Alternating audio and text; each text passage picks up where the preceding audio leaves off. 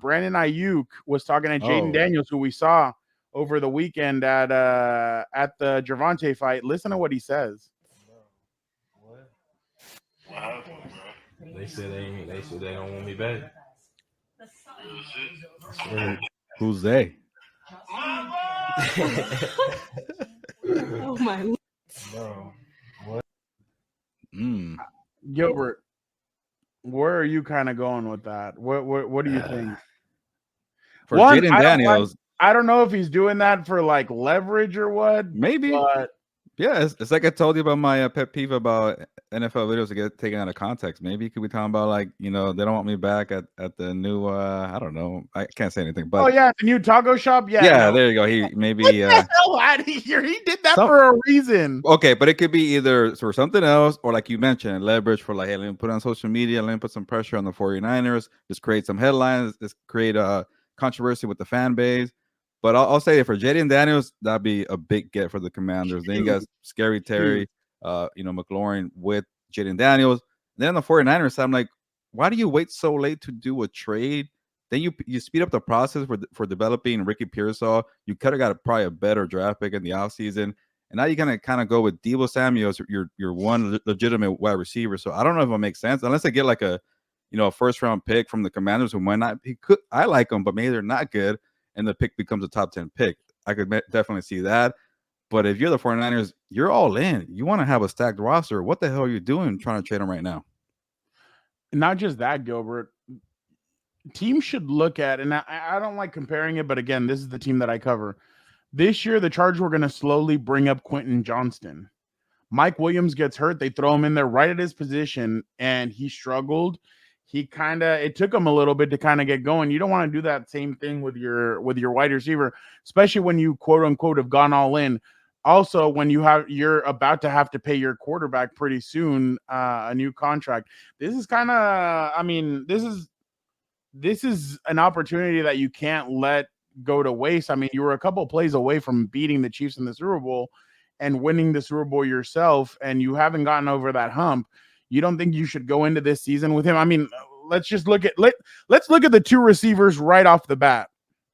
Brandon Aiyuk, his rookie year, 748, 5 touchdowns. 2021, 826, 5 touchdowns.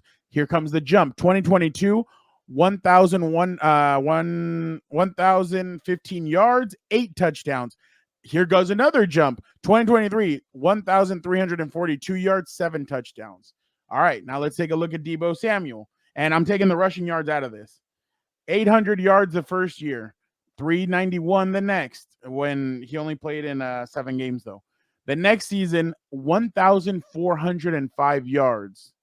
The season after that, 632. He did miss 4 games. Then last season, 892. He missed just 2 games. So I don't know. I'm just saying there is a little bit of a difference there where one player is slowly gone up. Yeah. The other one's gone. Yeah. So, and then the style of play, I know everybody likes this. And I just saw that Luke McCaffrey is now taking, allegedly, that Luke McCaffrey is taking handoffs over with the Commanders. There's a lot of hype for him, by the way. You're not going to recreate the same, but yeah, it's going to be hard to recreate the same thing with his brother. Yeah. But if we're going based off of not Christian, if we're going off of Aiyuk and numbers, I kind of agree with you. You've said it from the beginning. Yeah. You would trade Deebo Samuel because the whole running back and then receiver thing, he's going to take a lot of hits.